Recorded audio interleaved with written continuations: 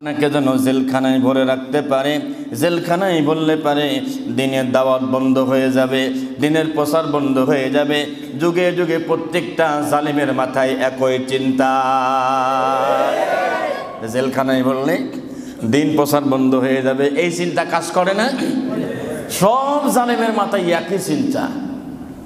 তারা যে ভয়টা পায় শেষ পর্যন্ত সেই ভয়টা তার কাঁধের উপরে ভর করে। সুবহানাল্লাহ।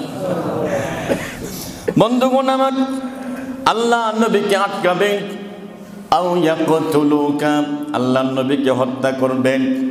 3 নম্বরে আও ইখরিজুকা, অথবা আল্লাহ নবীকে দেশ থেকে বের করে দিবেন। এই যে 3টা কাজ, এই 3টা কাজ আবু জাহেলের জামানায় ওরা সিদ্ধান্ত নিয়েছিল জেলখানায় ভরতে হবে, আটক করতে হবে, হত্যা করতে হবে। এই 3টা কাজের 3টা কাজই গোটা পৃথিবীর জালেমরা তারা প্রকাশ্যে করে বেড়ায়, একটাও বাদ রাখে নাই। এবার আল্লাহ বলছে ওয়ায়াম করুনা, ওয়া মানে এবং আল্লাহি ওয়া বারাকাতুহু। ভালো আছেন সবাই?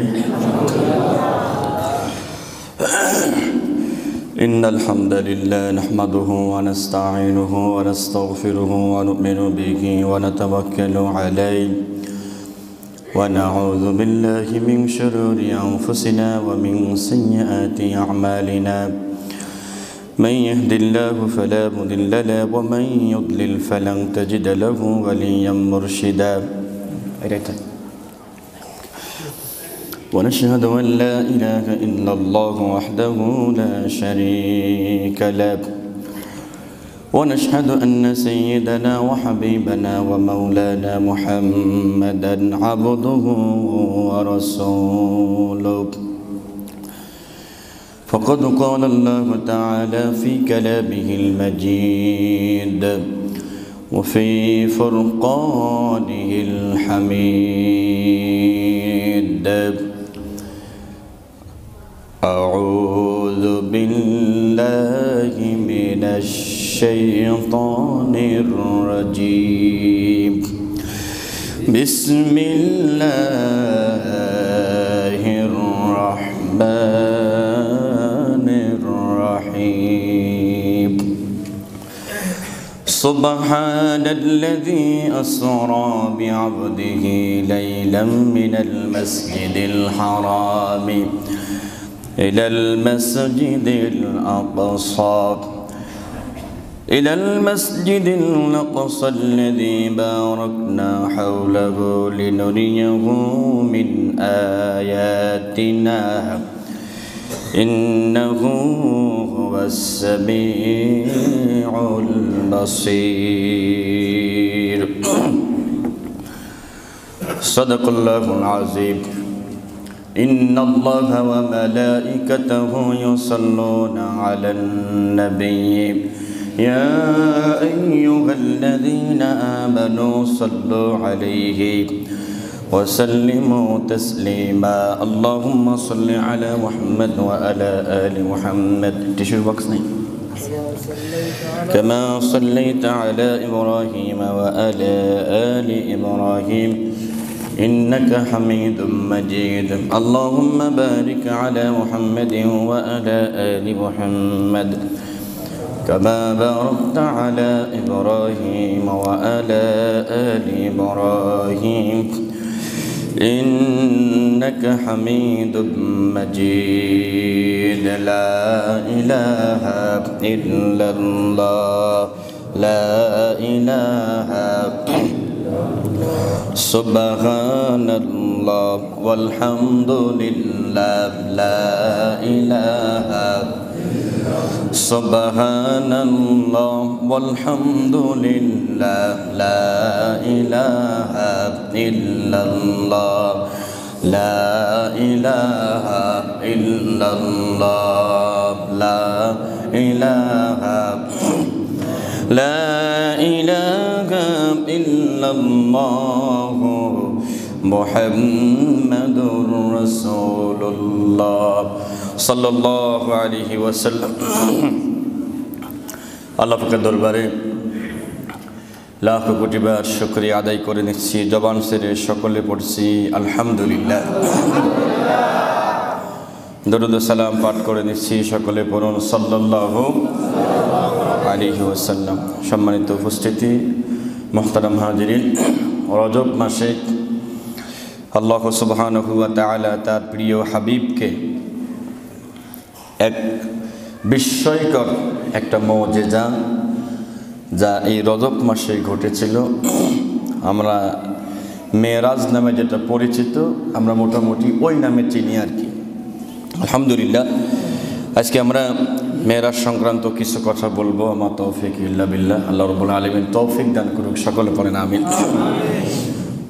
আমার সাথে জবান ছেড়ে পড়ুন আউযু বিল্লাহি মিনাশ শাইতানির রাজীম, বিসমিল্লাহির রহমানির রহিম। সুবহানাল্লাযী আসরা বিআবদিহি লাইলাম মিনাল মাসজিদিল হারাম ইলাল মাসজিদিল আকসা আল্লাযী বারাকনা হাওলাহু লিনুরিয়াহু মিন আয়াতিনা ইন্নাহু হুয়াস সামিউল বাসীর। সাদাকাল্লাহুল আযীম। সূরাত বানী ইসরাঈল, এই সূরাতে মোট আয়াত রয়েছে 111টি।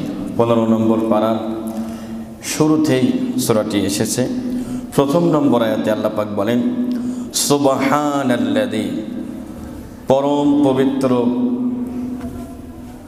পবিত্র সত্তা, মহিমায় সত্তা, যিনি বিআবদিহি, তার বান্দাকে কি করিয়েছেন,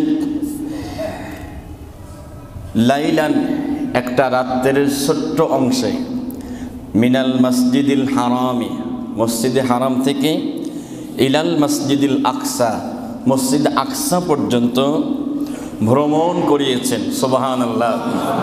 মসজিদে হারাম থেকে মসজিদে আকসা পর্যন্ত ভ্রমণ করিয়েছেন। কেন? আর এমন এক জায়গায় ভ্রমণ করিয়েছেন, আল্লাযী বারাকনা হাওলা, ওই মসজিদে আকসার চতুর্পাশে শুধু অনেকগুলো বরকত রয়েছে, অনেকগুলো নিদর্শন রয়েছে।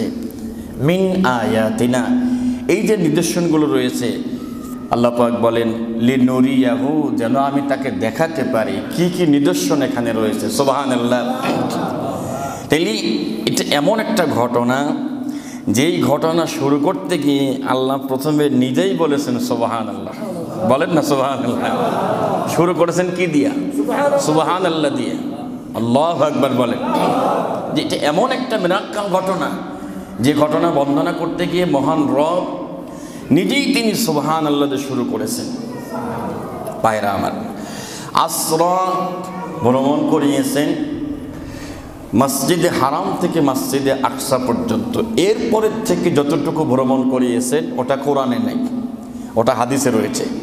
কিন্তু মসজিদে হারাম থেকে মসজিদে আকসা পর্যন্ত ভ্রমণ করিয়েছেন, এটা ডাইরেক্ট কোরআনুল কারীমের মধ্যে আছে। এখন কেন ভ্রমণ করালেন, কেন মেরাজ করালেন, কারণটা কি? এমনি তো আল্লাহর রাসূলকে আর ভ্রমণ বা মেরাজ করার নেই, কিছু কারণ রয়েছে। ঘটনার মূল সূত্র হয়েছে নবুয়তের 10ম বছর থেকে নবুয়তের 7ম বছরে গিয়ে আল্লাহর নবী সাল্লাল্লাহু আলাইহি সাল্লামকে চূড়ান্তভাবে অ্যাটাক করে নারী পুরুষ প্রায় 53 জনকে শিয়াবে আবু তালিবের কারাগারে আটক করলেন। কোরআন দলিল দিয়েছে। বিসমিল্লাহির রহমানির রহিম। وَإِذْ يَمْكُرُ بِكَ الَّذِينَ كَفَرُوا لِيُثْبِتُوكَ أَوْ يَقْتُلُوكَ أَوْ يُخْرِجُوكَ وَيَمْكُرُونَ وَيَمْكُرُ اللَّهُ وَاللَّهُ خَيْرُ الْمَاكِرِينَ। আল্লাহু আকবার।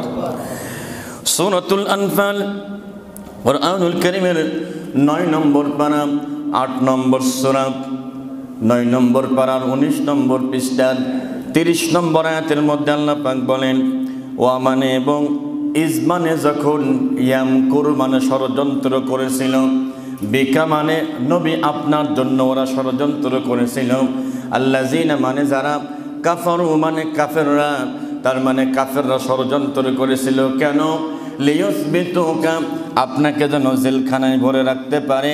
জেলখানায় বললে পারে দিনের দাওয়াত বন্ধ হয়ে যাবে, দিনের প্রচার বন্ধ হয়ে যাবে। যুগে যুগে প্রত্যেকটা জালিমের মাথায় একই চিন্তা, জেলখানায় বললে দিন প্রচার বন্ধ হয়ে যাবে। এই চিন্তা কাজ করে না? সব জালিমের মাথায় একই চিন্তা। তারা যে ভয়টা পায় শেষ পর্যন্ত সেই ভয়টা তার কাঁধের উপরে ভর করে। সুবহানাল্লাহ। বন্ধুগণ আমার, আল্লাহ নবীকে আটকাবেন, আও ইয়াকতুলুকা আল্লাহ নবীকে হত্যা করবেন। 3 নম্বরে আও ইখরিজুকা অথবা আল্লাহ নবীকে দেশ থেকে বের করে দিবেন। এই যে 3টা কাজ, এই 3টা কাজ আবু জাহেলের জামানায় ওরা সিদ্ধান্ত নিয়েছিল জেলখানায় ভরতে হবে, আটক করতে হবে, হত্যা করতে হবে। এই 3টা কাজের 3টা কাজই গোটা পৃথিবীর জালেমরা তারা প্রকাশ্যে করে বেড়ায়, একটাও বাদ রাখে নাই। এবার আল্লাহ বলছে ওয়াম করুনা, ওয়া মানে এবং ইয়াম করুনা ওরা ষড়যন্ত্র করে। নবী আপনি টেনশন করবেন না। ওয়াম করুল্লাহ, সুবহানাল্লাহ। ও নবী আমি তো আসমান থেকে বসে নাই, আমি তো সব দেখতেছি। সুবহানাল্লাহ। আমি আল্লাহ পরিকল্পনা করতেছি, সবগুলোর প্যাকেট করব একসাথে। সুবহানাল্লাহ জোরে কর। এখানে অকাম করতেছে, এখানে অন্যায় করতেছে, এখানে জুলুম চালাচ্ছে, একবারে প্যাকেট করব। আল্লাহু আকবার জোরে বলে। আল্লাহ তাআলা বদরের ময়দানে বড় বড় লিডারগুলো, সবগুলো লিডারকে একবারে প্যাকেট করছিল। সুবহানাল্লাহ জোরে বলেন। প্যাকেট করা বুঝছো? হ্যাঁ, কিন্তু তারা অলরেডি দেখেন সেন্টার নিয়ে ফেলেছে, একজনের কাঁধে ভর করিয়ে ওরা অলরেডি সব জায়গায় আবার আগের মতন। কয় ভাই তোর তো কিছু নাই না, তাহলে আমার মারার দরকার নেই, আমার 1 বস্তা টাকা তুই নিয়ে তুই আমার একটু শেল্টার দে, মানে থাকার জায়গা দে। মোটামুটি 6 মাসে সব ব্যবস্থা হয়ে গেছে। কিছু কি বুঝতে পারতেছেন নাকি? হ্যাঁ বন্ধুরে, আল্লাহ পরিকল্পনা করেন, আর আল্লাহর পরিকল্পনার কাছে কেউ সহজে টিকতে পারবে না। এরপরে আল্লাহর নবীকে জেলখানায় ঢুকালেন। পরিবেশ এমন হয়ে গেল, পরিস্থিতি এমন হয়ে গেল, বাইরের থেকে যে খাবার নিয়ে যায় তারেও মারধর করে জেলখানায় ভরে দেয়। আম্মা জান খাদিজা রাদিয়াল্লাহু তাআলা আনহা একটু প্রভাবশালী ছিলেন। তিনি খাবার নিয়ে যেতেন। প্রথম আবু জেহেল এবং লোকজন বলতো খাদিজা কাজটা ভালো হচ্ছে না, কিন্তু সাহস করতেন না যে ওনারা কিছু জোর করে বলবেন, এই সাহস পেতেন না। সুবহানাল্লাহ বলেন। যুগে যুগে সব জায়গায় ধনী মানুষটা যদি কিছু করে সেখানে প্রশাসনের লোক গিয়ে সহজে কিছু বলতে পারে না, ঠিক না বন্ধুগণ আমার? একটা পর্যায়ে এমন হয়ে গেল, একদিন খাদিজাকেও ধরে জেলখানার ভিতরে ভরে দিল। আমাদের বাংলাদেশের জেলখানায় জুলুম হলেও, অত্যাচার হলেও, নির্যাতন হলেও বাংলাদেশের জেলখানায় 2 বেলা খাবার দেয়, হোক নষ্ট হোক পচা, দেয় তো নাকি? 2 বেলা খাবার দেয়। আবু তালিবের জেলখানার এমন কারাগার, সেখানে কোনো খাবার ছিল না। আল্লাহ নবীর সাহাবারা গাছের পাতাগুলো খেয়েছেন। আল্লাহ নবীজি গাছের পাতা খেয়েছেন, গাছের বাকল খুলে পানির ভিতরে ভিজিয়ে রেখেছেন। পরিস্থিতি এমন হয়েছে, ক্ষুধার যন্ত্রণায় পেটটা পিঠের সাথে লেগে গেছে। শেষ পর্যন্ত যে খাবারগুলো গ্রহণ করে, গাছের পাতা, এগুলো তো গরু ছাগলে খায়। গরু ছাগল খাওয়ার পরে যে পরিবেশ হয়, আল্লাহর নবীর সাহাবারা ওই খাবারগুলো খাওয়ার পরে তারা টয়লেট করেছে। মানুষের মতো টয়লেট হয় নাই, টয়লেট হয়েছে গরু ছাগলের মতন। চিন্তা করেনি? আল্লাহর নবীর পরিবেশটা এমন হয়েছে, নবীর সাহাবারা পরিবেশ এমন হয়েছে, প্রসাব করতে গিয়ে প্রসাব হয় না, রক্ত বের হয়েছে। আল্লাহু আকবার বলেন। কি কঠিন পরিস্থিতিতে দিন পার করেছে। এমত অবস্থায় বড় বড় 5 জন লিডার কাফেরদের, ওরা চিন্তা করলো না মুহাম্মাদের চাইতে ভালো মানুষ এই মক্কাতে আর একটাও নাই, খামাখা বিনা কারণে তার জেলখানায় রাখছি, কেন আর রাখা যাবে না? আল্লাহু আকবার জোরে বলেন। এর ভিতরে আবু জেহেলের প্রধান উপদেষ্টা, এর নাম হিশাম ইবনে আমর। ইনি 3 বছরের মাথায় জেলখানা মোটামুটি শেষের দিকে বলছে, একদিন রাত্রে ঘুমাই না, তো স্ত্রী বলছে কি হয়েছে তোমার? বলছে কি হবে, দেখো মক্কার সবচেয়ে ভালো মানুষ, কারোর তো জুলুম করে নাই, কারোর রড কেড়ে নেয় নাই, কারোর সিমেন্ট কেড়ে নেয় নাই, কারোর গায়ে হাত দেয় নাই, শুধু একটু বলে যে মূর্তির পূজা করা যাবে না, এই কথা বলার কারণে বিনা কারণে তার জেলখানায় আটকায় রাখছে, এটা কোনো অপরাধ হইল? মনটা খুব খারাপ ওনার। কয় তাইলে কি চান আপনি? আমি চাই যে মোহাম্মদ জেলখানার থেকে বের হয়ে আসুক। সুবহানাল্লাহ। আপনি তো একা পারবেন না, আপনার আর এক বন্ধু আছে ঘাড় মোটা ঘাট তেরা, তার কাছে যান, সাদাবাজি করে বেড়াই, ওর কাছে যান। বন্ধুগণ আমার, জুহাইর ইবনে আবু উমাইয়া বড় তেরা মানুষ, তার কাছে গিয়েছে, গিয়ে বলছে বন্ধুরে ভালো লাগে না মুহাম্মাদের জেলখানায় রেখে আমরা কেমনে ঘুরে বেড়াই। জুহাইর ইবনে আবু উমাইয়া বলে আমারও মন বলে মুহাম্মদ আর জেলখানায় না থাকুক, ভালো লাগে না। আমার মা আমাকে দিব্যি দিয়েছে, শুনলাম তুমি নাকি মুহাম্মদকে জেলখানায় রেখে দিয়েছো, তোমরা বড় মস্তান, যদি মুহাম্মদকে জেলখানার থেকে বের না করো আমি মায়ের মুখ দেখবি না, আমি মায়ের সামনে আসবি না। গতকাল আমার মা আমারে দিব্যি দিয়েছে, চলেন যাই, আমরা 2 জন পারবো না, আরেকজনের কাছে যায়, তার নাম মুতঈম ইবনে আদি। তার বাসায় গেলেন, গিয়ে গেলেন রাতের বেলা, তিনিও ঘুমান নাই। কেন ভাই ঘুমান নেই? কেন ঘুমাইনি? একটা কারণে, আমার ছেলে মুহাম্মদকে জেলখানায় ঢোকানোর 15 দিন আগে আমার বাসায় নবীজি এসেছিলেন, মুহাম্মদ এসেছিলেন, এসে আমার ছেলের কোলে নিয়ে নবীর মুখের একটু থুতু আমার ছেলের ঠোঁটের উপর লাগিয়ে দিয়েছিল।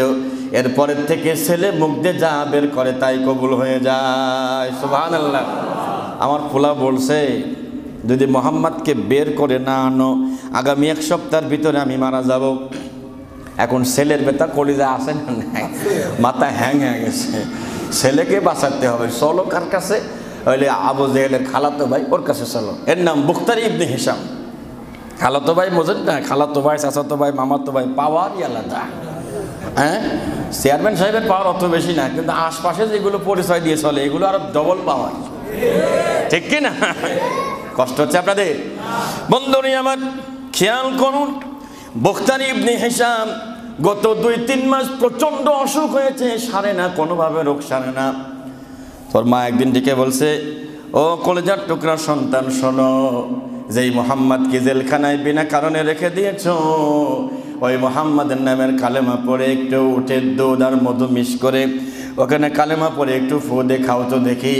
বুখতারি বলতেছে, ও আমার প্রিয় ভাইয়েরা, আমি উটের দুধ আর একটু মধু নিয়ে মুহাম্মদের কালেমা পড়ে ফু দিয়ে খেয়েছি, গতকালকে খেয়েছি, আমি আজকে 1 দিনে পুরোপুরি সুস্থ হয়ে গেছি। বন্ধু তুমি কি চাও? আমিও চাই মুহাম্মদকে জেলখানায় রাখা যাবে না। মারহাবা জোরে খান। কয় তাইলে তো আরেকজন আছে, ওইটা ঠান্ডা মাথায় বুদ্ধি দেয়। কি মাথায় বুদ্ধি দেয়? ঠান্ডা মাথায় বুদ্ধি দিয়ে মাল ফাঁকে দেয়, বসে থাকে। আছে না কিছু? বুঝতেই পারবেন না যে উনি আসল নায়ক, জাইমা ইবনে আসওয়াদ। তো ওনার বাসায় গেলেন। জাইমা ইবনে আসওয়াদের মা হচ্ছে হালিমাতুস সাদিয়া রাদিয়াল্লাহু তাআলা আনহা, ছোট বোন। কথা বুঝতেছেন? ওই যে ছোটবেলায় থাকতো রাসূল থাকছিলেন না, তখন জাইমার মা কোলে নিতেন, মহব্বত করতেন, সচক্ষে দেখেছেন যে মুহাম্মদকে কোলে নিয়ে বাহিরে গিয়েছি, আকাশের মেঘখণ্ড এসে মুহাম্মদের মাথার উপরে ছায়া দিয়েছে। সুবহানাল্লাহ। তিনি বলেন, জাইমা ইবনে আসওয়াদ বলেন, আমার মা স্বপ্ন দেখেছে মুহাম্মদ নাকি মারা গেছে। আমার মা চোখে দেখে না। আমার মা আমাকে বলেছে, বাবা যদি মুহাম্মদকে বের না করে আনিস কোনোদিন আমার সামনে আসবি না, আর আমি মারা যাওয়ার পরে আমার চেহারা দেখবি না, খবরদার। ওর মাথা খারাপ হয়ে গেছে। 5 জন মিলে শপথ করে একটা বড় পাহাড়ে উঠছে, হাজ্জান নামক পাহাড়ে উঠে শপথ করলেন, এবং কে কি বলবে তাও বললেন। শপথ করলেন মুহাম্মদকে বের করে আনবই। এরই মধ্যে আল্লাহ নবীজি চাচা আবু তালেব বললেন, চাচা আপনি গিয়ে দেখেন ওরা আমাদের নামে যেই নোট করেছিল, যেই কাগজ লিখেছিল আমার জেলখানায় রেখে দিবে, গিয়ে দেখো ওই কাগজটা আর নাই, ওই কাগজে পোকামাকড় রেখে সব শেষ করে ফেলেছে। কয় ভাতিজা তুমি কি শিওর? হ্যাঁ শিওর। এসে দেখে যে কাগজে যতগুলো কথা লেখা ছিল রসুলের জেলখানায় আটকে রাখার জন্য সব পুড়ে গেছে, শুধু আল্লাহর নাম আর রসুলের নামটা আছে। সুবহানাল্লাহ, সব শেষ হয়ে গেছে। ওটা দেখেই সে বলছে যে আবু জাহেল দেখছো কি কি কয় কাগজে কিছু আছে, তারও ঘুরে করে দিয়ে দেখে যে কিচ্ছু নাই। কয় তাইলে আমার ভাতিজাতে এখন মুক্ত, যেহেতু এটা ছিল এখন তো নাই, ঘাটতারা না। এরপরের দিন রাতের বেলা 5 জন গিয়ে দরজায় নক করেছে। মুতঈম ইবনে আদি, জাইমা ইবনে আসওয়াদ, এই 2 জন খুব তেরা বলছে মোহাম্মদকে আটকায় রাখছে কেন? তাই বল আবু জাহেল। কই বুঝিস না, যদি মোহাম্মদকে ছেড়ে দিই গদিও থাকবে না, গায়ের চামড়াও থাকবে না। আল্লাহু আকবার জোরে বলে। বুঝিস না, যদি মোহাম্মদকে জেলখানার থেকে ছেড়ে দিই এ গদিও থাকবে না, গায়ের পিঠের চামড়াও থাকবে না। এখন জোহাইর ইবনে আবু উমাইয়া বলতেছে অত কোনো কথা বুঝি না, চাবি এখনই দেওয়া লাগবে। ওখানে এরকম তার কাটা দিয়ে তালা মারছিল, চাবি না দিলে তরবারি বের করে ধরছে মাথার উপরে, চাবি দিতে বাধ্য হয়েছে। আল্লাহর নবী সাল্লাল্লাহু আলাইহি সাল্লামের কাছে গেলেন, তালা খুলে গেলেন। যাওয়ার পরে আল্লাহর নবীজির কাছে তারা ক্ষমা চেয়েছেন, নবীজির হাত ধরে তুলেছেন। নবীজি দাঁড়াতে পারতেছেন না, পেটে এত পরিমাণ ক্ষুধা, তুলেছেন একবার বসে পড়তেছে, আবার তুলেছেন আবার বসে পড়তেছে, এত পরিমাণ ক্ষুধা লেগেছে। প্রিয় ভাইয়ের আমার, ইসলামটা কষ্টের না, কষ্টের। নবীজি বললেন যে এই যে 3টা বছর যে আমাকে আমার সাহাবেদেরকে কষ্ট দিলে আমাদের কি অপরাধ ছিল বলো তো? আল্লাহু আকবার। আল্লাহর নবীজি জেলখানার থেকে বের হয়ে মনের কষ্টে চলে গেলেন তায়েফে যাওয়ার পরেও কি সেখানে কি ভালো থাকতে পারলেন? কঠিন পরীক্ষা শুরু হলে একের পর এক। আল্লাহ পাক বলেন আম হাসিবতুম আন তাদখুলুল জান্নাতা ওয়া লাম্মা ইয়াতিকুম মাতালুল লাযিনা খালাউ মিন ক্বাবলিকুম মাসাতহুমুল বাসাউ ওয়াদ-দাররাউ ওয়া যুলজিলু হাত্তা ইয়াকুলার রাসূলু ওয়াল লাযিনা আমানু মা'আহু মাতা নাসরুল্লাহ আলা ইন্না নাসরাল্লাহি করিব। আল্লাহু আকবার। সূরাতুল বাকারা কোরআনুল কারীমের 2 নম্বর সূরা আয়াত নম্বর 214। আম হাসিবতুম, তোমরা কি মনে করো, তোমরা কি কল্পনা করে নিয়েছো, আন তাদখুলুল জান্নাহ, এমনি জান্নাতে যাবে?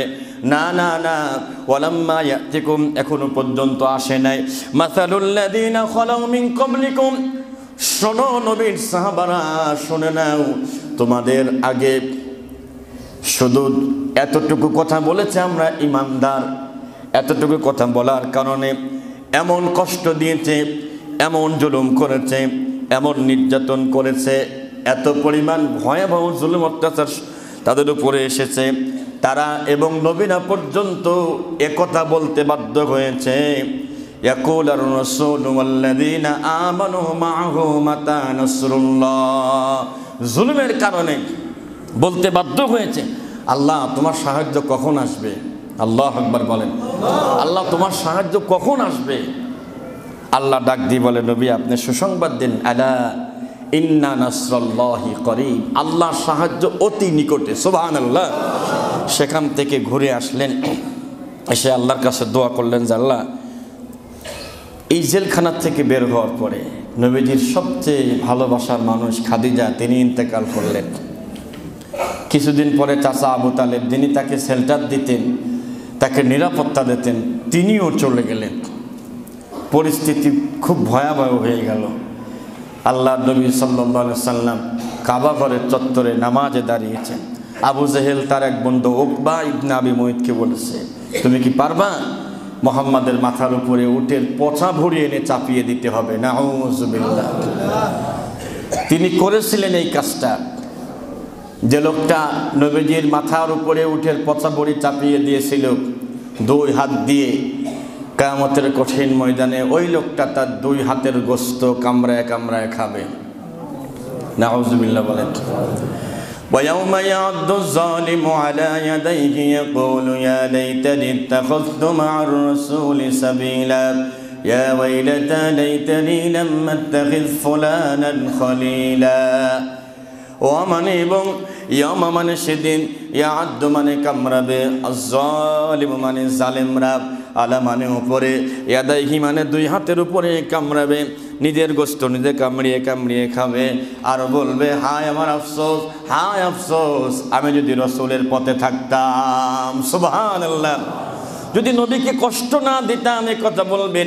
এই যে কষ্টের পর কষ্ট শুরু হলো, আল্লাহর নবীজি দোয়া করলেন, আল্লাহ আমার খাদিজা চলে গেল, আমার দুর্দিনের সাথী, আমার চাচা তিনিও চলে গেলেন, আপনি এখন কার কাছে আশ্রয় আমাকে দিলেন আল্লাহ, একটা ব্যবস্থা করেন, একটা কিছু করেন। সুসংবাদ এসে গেল, নবী টেনশন করার দরকার নাই, অপেক্ষা করেন, অচিরেই আপনার জন্য ভালো কিছু অপেক্ষা করতেছে। সুবহানাল্লাহ। আল্লাহ দাওয়াত করে নিয়ে আল্লাহর নবী সাল্লাল্লাহু আলাইহি ওয়াসাল্লামকে আল্লাহ সুবহানাহু ওয়া তাআলা মেরাজ করালেন। কি করালেন? মেরাজ করালেন মসজিদে হারাম থেকে মসজিদে আকসা পর্যন্ত।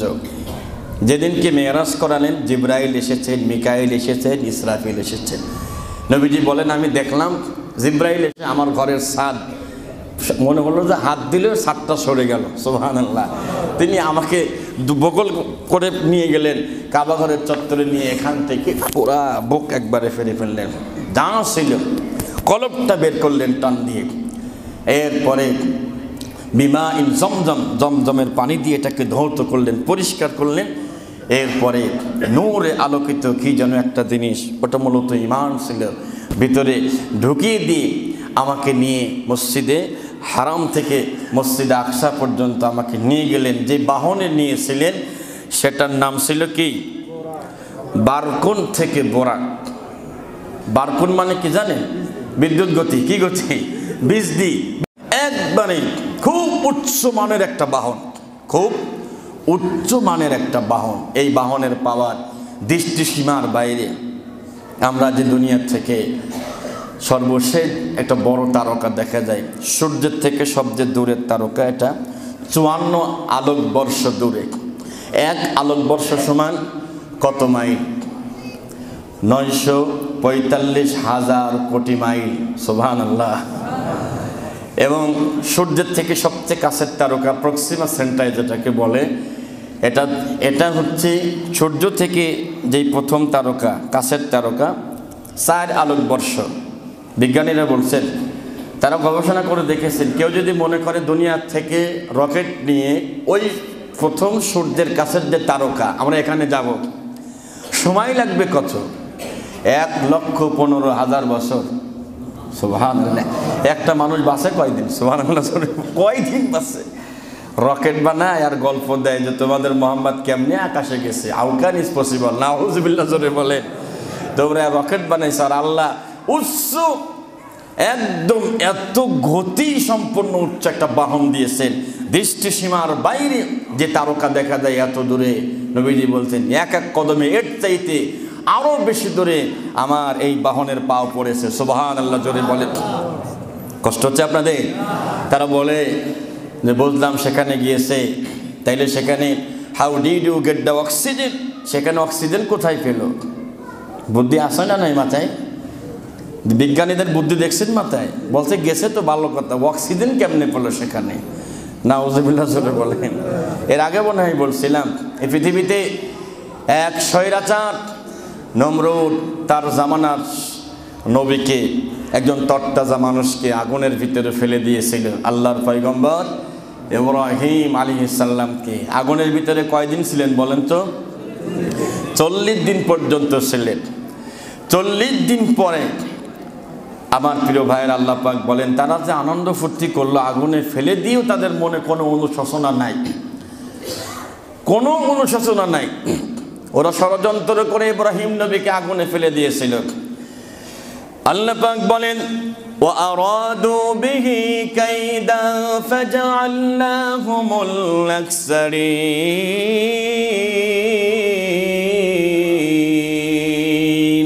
আল্লাহু আকবার বলেন।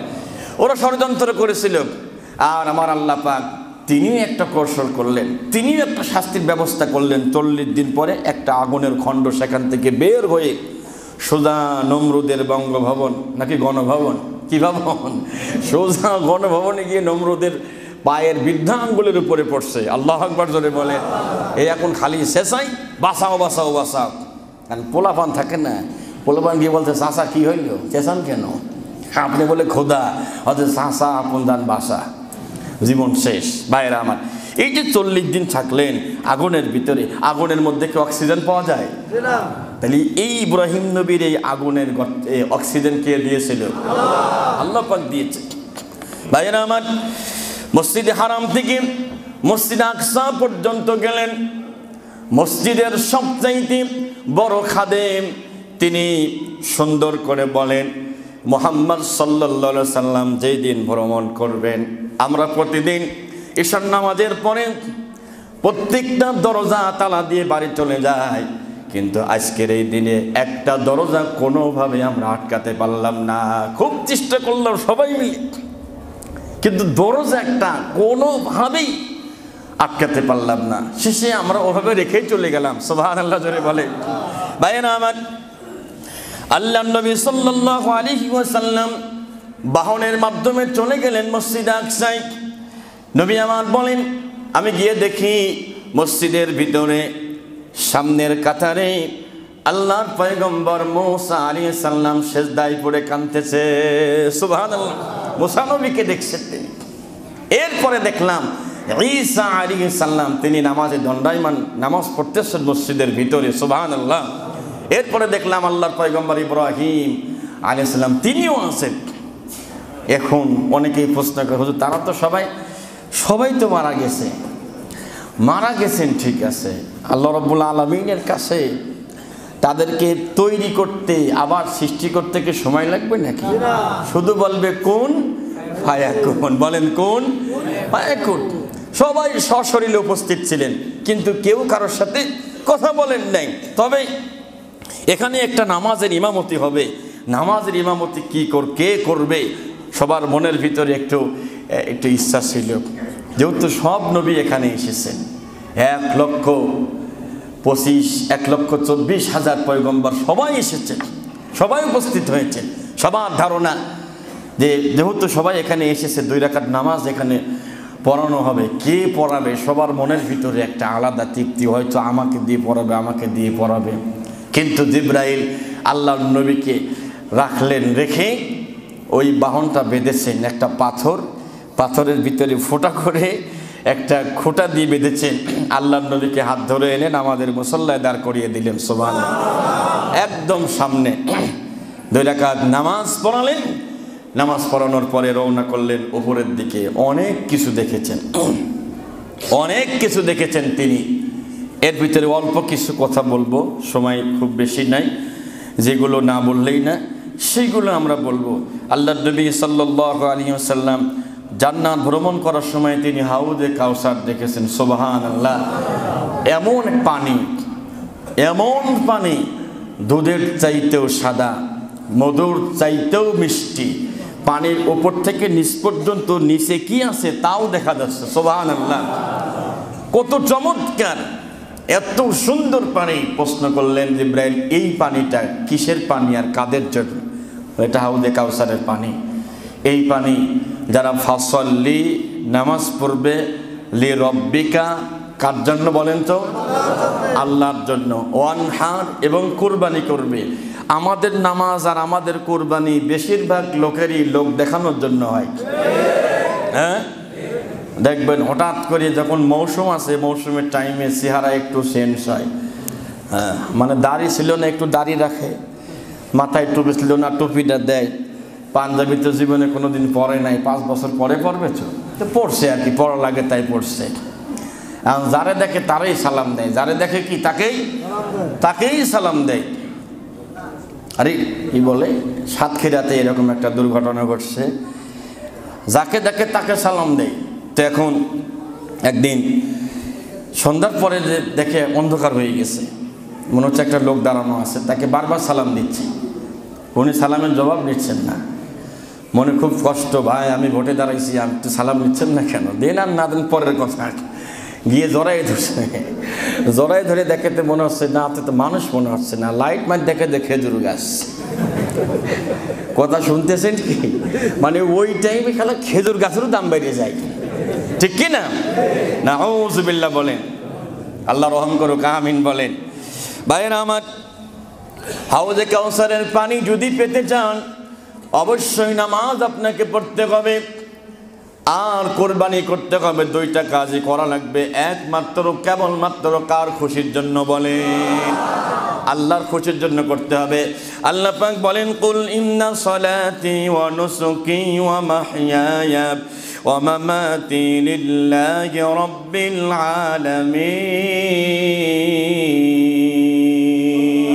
আল্লাহু আকবার। আল্লাহ পাক বলেন, কুল, হে নবী আপনি বলুন, ইন্না, নিশ্চয়, সলাতি আমার নামাজ, ওয়া নুসুকি আমার কুরবানি, ওয়া মাহইয়ায়া আমার জীবন, ওয়া মামাতি আমার মরণ, সব কার জন্য হবে? বলেন না, কার জন্য হবে? আল্লাহর জন্য করতে হবে।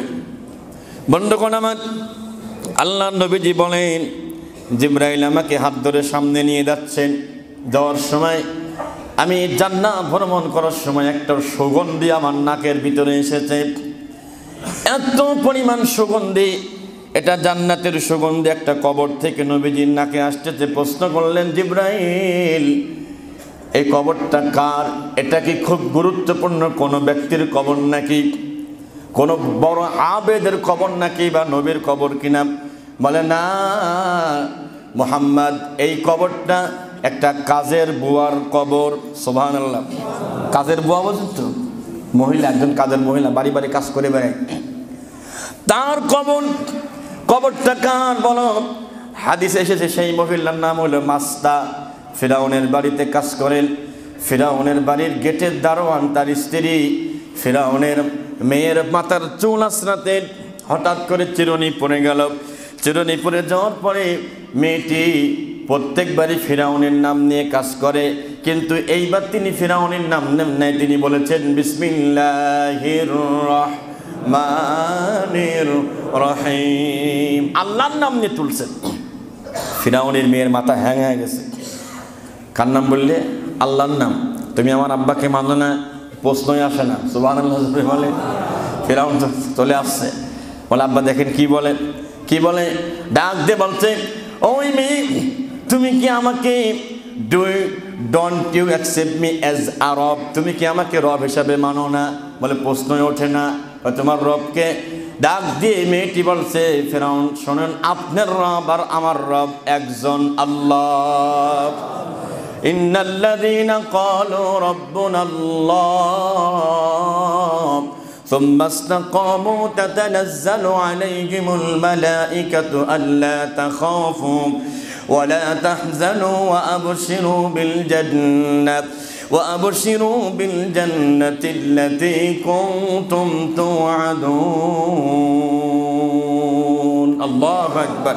যারা বলে আমাদের রব আল্লাহ, সুম্মা ইসতাকামু, অথবা রবের পথে টিকে থাকে, এক চুল পরিমাণ এদিক ওদিক যায় না, এ লোকটার যখন মৃত্যু হবে, মরণের সময়, তাতানাজ্জালু আলাইহিমুল মালায়েকা, তার কাছে রহমতের ফেরেশতা নাজিল হবে।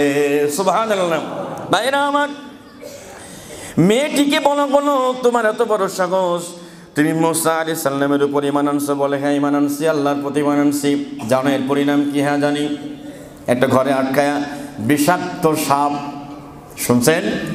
একটা ঘরের ভিতরে আটকায়া বিষাক্ত সাপ ছেড়ে দিয়েছে, যেন দংশন করে তারে মেরে ফেলে, কিন্তু না, পরের দিন দরজা খুলে দেখে মনে হচ্ছে সাপ তাকে পাহারা দিচ্ছে। সুবহানাল্লাহ। মারা তো দূরের কথা, মনে হচ্ছে যে পাহারা দিচ্ছে তাকে, মারা নেই তুমি।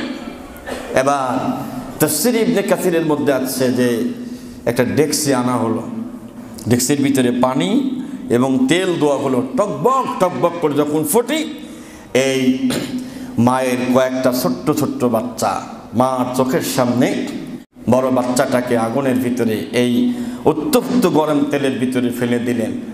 মায়ের প্রথম সন্তান, ব্রয়লার মুরগি যেরকম আগুনের ভিতরে বা কি বলে, যখন গরম করে চামড়া উঠে যায়, ওই অবস্থা হয়ে গেল, মার চোখে পানি। দ্বিতীয় সন্তানকে ফেলে দিলেন, তারপরও ইমান সারে নাই। তৃতীয় সন্তান ছোট্ট বাচ্চা, দুধের শিশু, কথা বলা শেখে নাই, তাকে যখন কেড়ে নিয়ে ফেলে দিবে তখন ওই মহিলার চোখের ভিতরে পানি। তখন লোকজন বলছে, থারো, এই ছেলেটারা আগেই ফেলো না, জিজ্ঞাসা করো, আচ্ছা তোমার মত কি চেঞ্জ হয়েছে, পরিবর্তন হয়েছে? তোমার চোখে তো পানি, তাইলে তুমি কি কালেমা ছাড়বা? কয় যে না। তাইলে কাঁদো কেন? বলে, কাঁদি আমি এই কারণেই, আল্লাহ যদি আমারে 100টা সন্তান দিত, 100টা সন্তানকে আমি আগুনের ভিতরে, এই উত্তপ্ত গরম তেলের ভিতরে আমি ফেলে দিলেও আমি মার কোনো আফসোস ছিল না। আসিয়া তাকায় দেখতেছে এটা দাঁড়ায়, সুবহানাল্লাহ, তাকায় দেখতেছে ছোট বাচ্চাটা যেই তেলের ভিতরে, উত্তপ্ত গরম তেলের ভিতরে, পানির ভিতরে ফেলে দিলেন। ফেলে দেওয়ার কিছুক্ষণ পরে ওই ডেক্সির ভিতর থেকে মাথা উঁচু করে দিয়েছে, সুবহানাল্লাহ, মাথা উঁচু করে বলছে, ইয়া উম্মা, গে মা, ইসবিরি, আপনি সবর করেন, ফা ইন্নাকি আলাল হাক্কি, আম্মা জান, ভয় নাই, টেনশন নাই, এটা উত্তপ্ত গরম তেল নাই, আল্লাহ জান্নাতের বাগান বানায়া দিছে, সুবহানাল্লাহ। জিবরাইল বলছে, মুহাম্মদ সাল্লাল্লাহু আলাইহি ওয়াসাল্লাম, এইটা ওই মার কবর, তারে যে পুরায়া গন্ধ বানায় ফেলছিল, আল্লাহ তার কবর থেকে জান্নাতের সুগন্ধি আল্লাহ বের করে দিয়েছে, কিয়ামত পর্যন্ত থাকবে, সুবহানাল্লাহ। বন্ধুরা আমার, আল্লাহ নবীজি বলেন, জিবরাইলের পরে জান্নাতের ভিতরে আমারে ঘুরিয়ে ঘুরিয়ে অনেকগুলো জিনিস দেখালেন। এর ভিতরে আমি একজন দেখলাম, জান্নাতের ভিতরে আল্লাহর একজন বান্দা, যেখানে ইচ্ছা সেখানে তিনি উড়ে বেড়াচ্ছেন, সুবহানাল্লাহ, যেখানে মন সেখানে। তাহলে বিশাল কোন আমল করেছেন নাকি?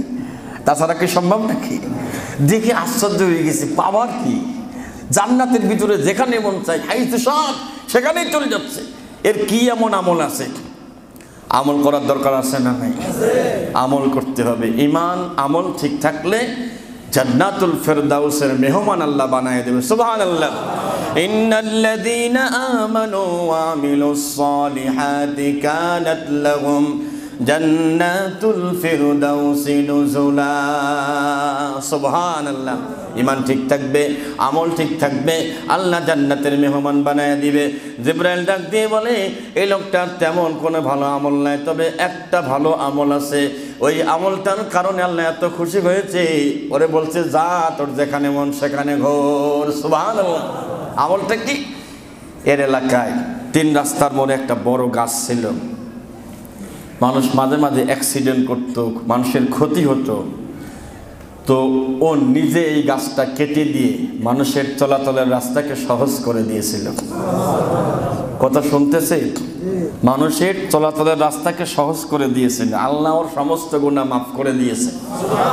বলতে তোর যেখানে মন সেখানে যা। আর আমাদের চলাচলের রাস্তা মাশাআল্লাহ, আজকে মনে হচ্ছে রাস্তায় 10 দিন ধরে বন্যা হয়েছে। আপনারা তো ইমান কত সুন্দর গো, এটা শুক্রবারের দিন, তাও আপনারা ছাড়েন না। ডেরেন সারেন, তা তো আমরা নিষেধ করতেছি না, কিন্তু শুক্রবারের দিনটা যে একবারে মনে হচ্ছে বর্ডার খুলে দিয়েছে, কিভাবে যে বের হচ্ছে। মানুষের চলাচলের রাস্তা যদি কঠিন করেন, অবস্থা খারাপ হয়ে যাবে। নবীজি বলেন, আমি এরপরে জাহান্নামে দেখলাম একজন মহিলা, তার খুঁটির সাথে বাঁধা আছে, বেঁধে রেখেছে, খুব কষ্ট পাচ্ছেন। ভাইরা আমার, তো প্রশ্ন করলেন যে ইনি খুব খারাপ ছিলেন? জিবরাইল কয় যে না, ইনি খারাপ ছিলেন না, এই মহিলাটা খুব পরহেজগার মানুষ ছিল। শুনতেছেন কি? পরহেজগার আম্মা জানরা শোনেন এবার। এই মহিলাটি 5 ওয়াক্ত নামাজ পড়তো, পরহেজগার ছিল, তাহাজ্জুদ পড়তো, পর্দায় চলতো। একটা অপরাধের কারণে আল্লাহ জাহান্নামের খুঁটির সাথে পিলারের সঙ্গে বেঁধে রেখেছেন, আর তা হলো তার বাসায় একটা বিড়াল ছিল, সেই বিড়ালটা একটু জ্বালা পোড়া করাতো, জ্বালা দিত। একদিন বেঁধে রেখেছেন, বিড়ালটাকে বেঁধে রেখার পরে ছেড়েও দেয় নাই, খাবারও দেয় নাই। এই অবস্থায় বিড়ালটা মারা গেল।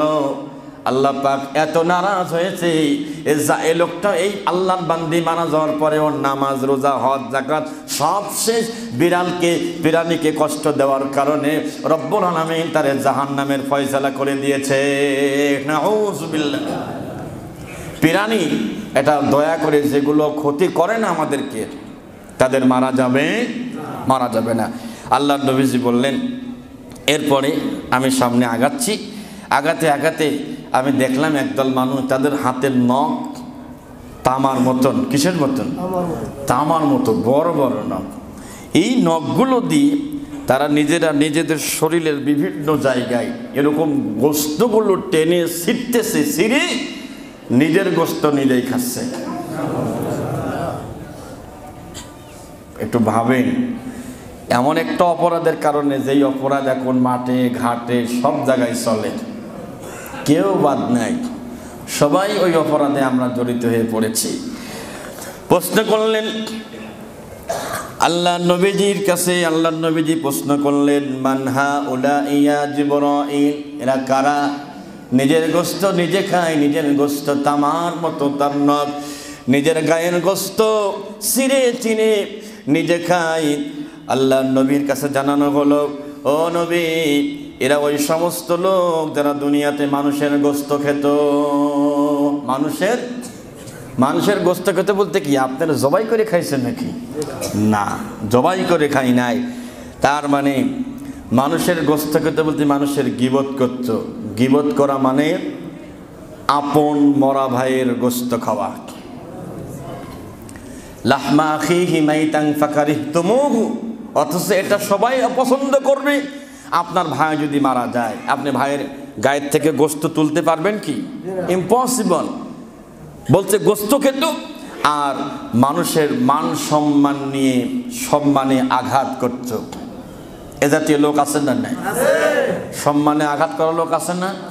আমাদের চোখের সামনে ঘুরে বেড়ায়। দেখবেন আপনার সম্মান যতটুকু আছে, একটা খোঁচা মারা কথা বলবে যে মানে একটা যেরকম বলার দরকার আর কি বলে আর কি, এগুলো করবেন না। কারণ সম্মানে আঘাত লাগে এরকম কোনো কথা যদি বলেন, নবীজি বলেছেন আমি দেখেছি বড় বড় নখ দিয়ে নিজের গোস্ত নিজেই কামড়িয়ে খাচ্ছে। আল্লাহ রাসূল বলেন, রমাদান মাসে মসজিদে নববীতে দুইজন সাহাবী কথা বলতেছিলেন, যে কোনো কারণে কথা বলতে গিয়ে অপরের গীবত হয়ে গিয়েছিল। আল্লাহ নবীজি বললেন, তোমাদের অজু ভেঙে গেছে। অজু ভাঙছে মানে বুঝলাম না। হ্যাঁ, তোমরা গোস্ত খাইছো। খাই যে গোস্ত খেলাম কখন? রোজা আছি তো আমরা, শুনতেছেন? রোজা আছি আমরা। আর একজন সাহাবীকে বললেন, ওদের গাল হা করতে বলো। গাল হা করে দেখে দাঁতের মাঝে মাঝে গরুর গোস্ত লেগে আছে, মানে গোস্ত লেগে আছে। আল্লাহু আকবার।